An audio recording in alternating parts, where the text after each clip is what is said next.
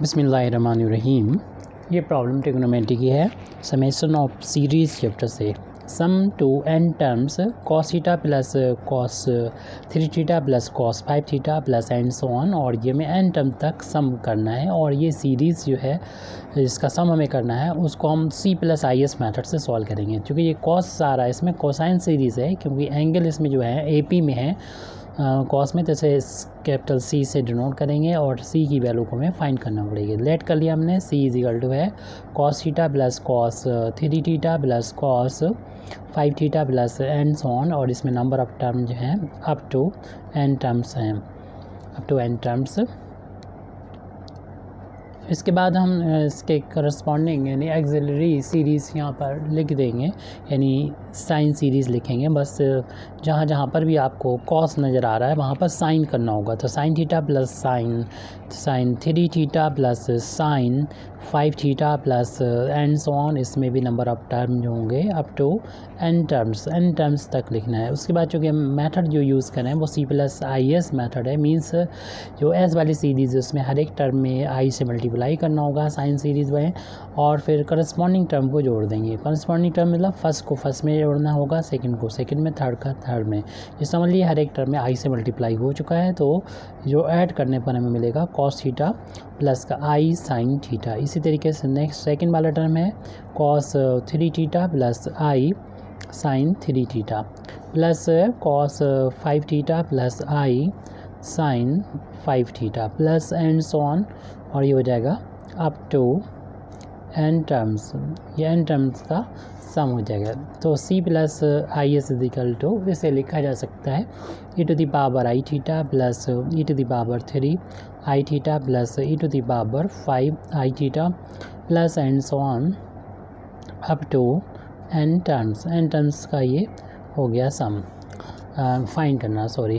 तो यहाँ पर जो सीरीज़ हमें नज़र आ रही है वो अर्थमेटिकल प्रोग्रेशन में है, जीपी है, ज्योमेट्रिकल प्रोग्रेशन में है, जीपी है।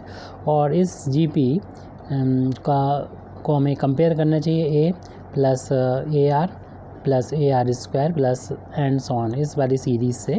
तो ए का मतलब होगा हमारा फर्स्ट टर्म, ए की वैल्यू जो होगी ई की पावर आई थीटा है, और किस आर क्या है यहाँ पर, तो इस वैल्यू को फाइंड करने के लिए, आर की वैल्यू को फाइंड करने के लिए सेकंड टर्म को फर्स्ट टर्म से डिवाइड कर देंगे। तो e to the power 3 i theta को डिवाइड कर दीजिए ई की पावर आई थीटा, और ये वैल्यू सेम मिलेगी अगर हम थर्ड टर्म को सेकंड से डिवाइड करेंगे, क्योंकि तभी इसे कहते हैं ए पी। अगर नेक्स्ट टर्म मतलब किसी भी टर्म से उससे पहले वाले टर्म को डिवाइड करने पर रेशियो इक्वल है, तो ये ज्योमेट्रिकल प्रोग्रेशन होती है और उसका सम निकाल सकते हैं। पहले आर की वैल्यू फाइंड कर लें। ये चूँकि बेस ई है दोनों में, तो पावर माइनस हो जाएगी, 3 टाइम में से 1 टाइम माने होगा, 2 टाइम्स आई थीटा आ जाएगा। जब ए और आर की वैल्यू निकल आई तो ये सीरीज़ में चूँकि एन टर्म है, तो सी प्लस आई एस में जो एक सीरीज़ है और जी पी है, इसमें एन टर्म है, तो इन एन टर्म की सीरीज़ के लिए जो फार्मूला होता है इसका यूज़ करेंगे हम। फार्मूला यहाँ पर लिख देते हैं। ए यानी first term 1 minus r to the power n upon 1 minus आर, यहाँ आर कॉमन रेशियो है जिसकी वैल्यू यहाँ पर फाइंड कर चुके हैं। अब इनकी वैल्यू यहाँ पर पुट करना होगी। ए की value a to the power i theta, 1 minus r की जगह पर ए की power 2 i theta, whole power इसकी एन है, अपान में 1 माइनस आर की जगह पर ई की पावर 2 आई थीटा। ब्रैकेट हटाएंगे तो ब्रैकेट के अंदर की पावर और बाहर की पावर का हो जाएगा मल्टीप्लिकेशन, तो ये हो जाएगा e to the power 2 i n theta, upon में 1 minus e to the power 2 i theta हो जाएगा। और इसके बाद यहाँ पर ये वैल्यू जो होगी हो जाएगी ई टू द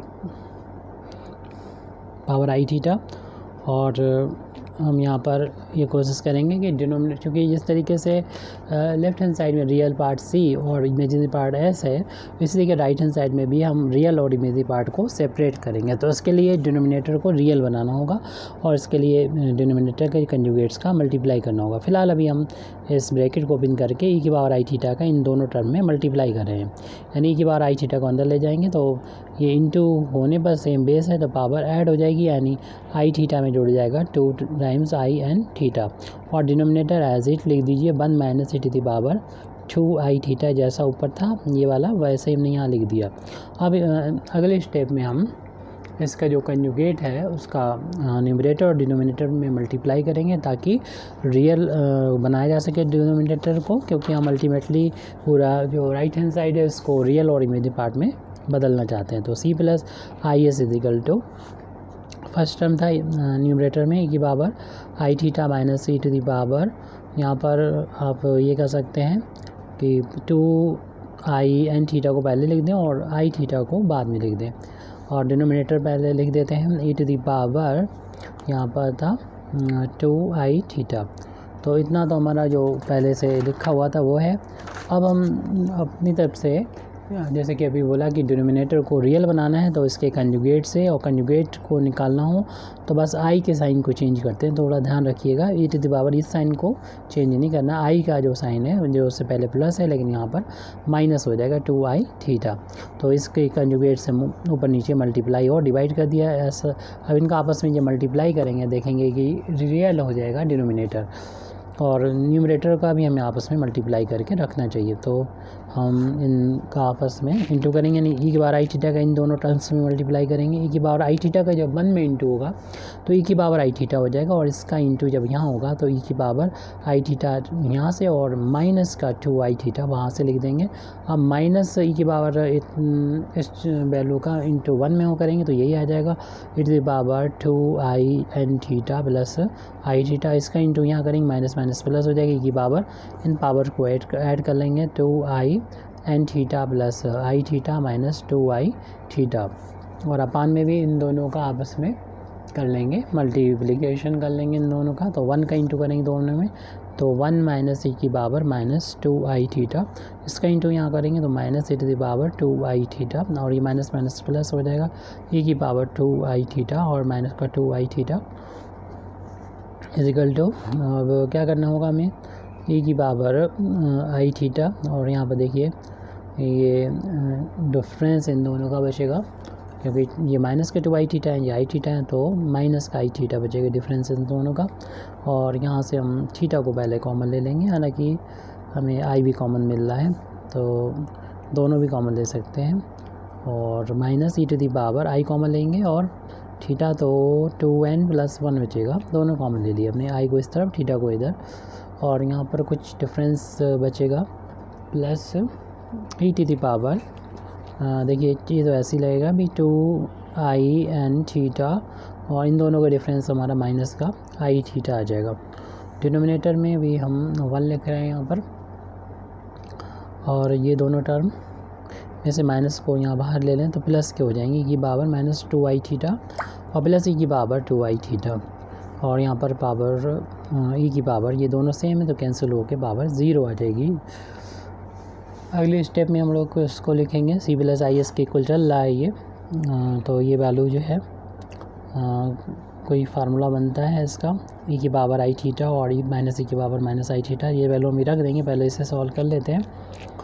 तो ये भी सॉल्व करीब करीब हो चुका है, बस यूलर थ्योरम लास्ट में लगा देंगे, अभी फ़िलहाल ऐसे इस टर्म को लिख दें। इस वाले स्टेप में हम यहाँ पर हम आई कॉमन लेना चाह रहे हैं इसमें ई की पावर और साथ में थीटा को भी, तो ये हो जाएगा 2n बचेगा, 2n बचेगा, आई और थीटा निकलने में माइनस का 1 बचेगा, और 1 माइनस ये भी ऐसे लिख दीजिए, ये से पहले लिख दें ई की पावर 2i थीटा प्लस का, और फिर प्लस का ई की पावर माइनस का 2i थीटा, और ई के बाद 0 है 6 की वैल्यू 1 रख दें। यहाँ पर अब कुछ फार्मूले अप्लाई हो जाएंगे, जैसे कि इसके लिए हम लोग जानते हैं कि साइन z वाला फार्मूला होता है ई की power i z minus e to the power minus i z upon 2i होता है। अगर हम इतना रखना चाहें तो 2i का उधर इंटू करना पड़ेगा, तो sine z is equal to e to the power i z और माइनस ई की पावर माइनस आई जेड की जगह पर ये लिख सकते हैं, अपना z के यहाँ पर थीटा है, तो ये सी प्लस आई एस के इक्वल चल रहा था, तो हमारा ये सी प्लस आई एस जो होगा सी प्लस आई एस की वैल्यू हो जाएगी। अभी हम सिर्फ पहला ही टर्म जो यहाँ पे लिखा है उसमें ये वाला फार्मूला लगा के दिखा रहे हैं, यानी ये वैल्यू हो जाएगी 2 टाइम्स आई इंटू साइन, बस z की जगह पर थीटा करना होगा। ये तो हमने फार्मूला यहाँ पर इसके लिए लगा दिया। अब इस यहाँ पर यूलर फार्मूला इन दोनों के लिए यूलर फार्मूला अप्लाई कर देंगे। यूलर फार्मूला था ई की power i z is equal to e के बार आई जेड इजिकल टू होता है cos z plus i sine z. तो इसमें ये वाला फार्मूला यहाँ पर यूलर फार्मूला इन दोनों में लग जाएगा, अप्लाई हो जाएगा, वो लगा दें। यहाँ पर भी लगा सकते थे, दोनों में अलग अलग लगा सकते हैं, लेकिन बड़ा हो जाता सवाल। यहाँ पर डायरेक्ट हमें मिल गया छोटा सा, हमें कैलकुलेट करना पड़ता। माइनस हाँ फिर यूलर फार्मूला लगा रहे हैं, तो जेड की जगह पर आई का कोएफिशिएंट इतना है 2n+1 इंटू थीटा। तो ये हो जाएगा cos of 2n+1 theta plus i into sine of 2n+1 theta. ये तो हमारा इस वाले के लिए हो गया। अब यही फार्मूला यहाँ लगा दें, थीटा और यहाँ पर होगा, लिख लीजिएगा, plus cos of 2n-1 theta और plus i into sine of 2n-1 theta. अब इसके बाद ये 1 ये जोड़ के 2 हो जाएगा और माइनस ये वैल्यू कितने के बराबर हो जाएगी। तो इसमें भी साइन जैसा फार्मूला ऐसा कॉस का होता है, cos z equal to e to the power i z plus e to the power minus i z upon 2 होता है। यानी अगर इस 2 का इधर इंटू कर दें तो 2 टाइम्स कॉस जेड हो जाएगा ये वैल्यू, और ये वैल्यू हमारे पास है। बस आई का कोएफिशिएंट इधर जेड है, वहाँ पर आई का कोएफिशिएंट 2 थीटा है, यानी जेड के यहाँ पर 2 थीटा है। तो यही वाला फार्मूला यहाँ पर जब अप्लाई करेंगे तो ये वैल्यू हो जाएगी 2 टाइम्स कॉस जेड, मतलब 2 थीटा हो जाएगा। अब हम लोग रियल और इमेजरी पार्ट को सेपरेट कर सकते हैं, जिस तरीके से लेफ्ट हैंड साइड में रियल और इमेजरी सेपरेट है। तो पहले तो इस ब्रैकेट को ओपन कर देते हैं, फिर अगले स्टेप में सॉल्व करते रहेंगे। ये 2i साइन थीटा, तो ये माइनस का हो जाएगा कॉस 2n+1 थीटा, और माइनस का ये भी हो जाएगा i into sine of 2n+1 theta. और इस ब्रैकेट को हटा दें, कोई ज़रूरत नहीं है। तो ये हो जाएगा कॉस 2n+-1 थीटा और प्लस का i into sine 2n-1 theta whole upon में। इसमें चाहे तो 2 कॉमन ले लें, तो 1 माइनस का ये हो जाएगा कॉस 2 थीटा। और इसके बाद हम यहाँ पर देख रहे हैं आई वाले टर्म को बाद में लिख देंगे, तीनों टर्म हैं, और ये रियल वाले दोनों टर्म को यहाँ पर पहले लिख दे रहे हैं। ये वैल्यू जो चल रही है वो c प्लस आई एस के इक्वल चल रही है। इसमें रियल, इसमें आई नहीं आ रहा, उसको पहले लिख दें, जो कि दोनों ही टर्म हमारे, एक टर्म माइनस का एक प्लस का है, तो हम प्लस वाले टर्म को यहाँ पर पहले लिख देते हैं। तो प्लस वाला टर्म जो है वो हमें नज़र आ रहा है कॉस ऑफ 2n-1 थीटा, ये यहाँ पर है,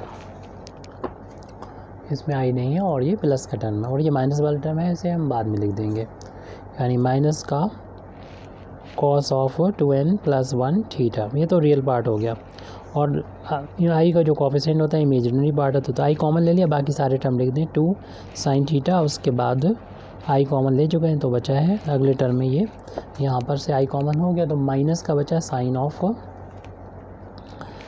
ऑफ 2n+1 थीटा, और प्लस का लास्ट वाला टर्म यहाँ पर है आई का कोएफिशिएंट साइन 2n-1 थीटा।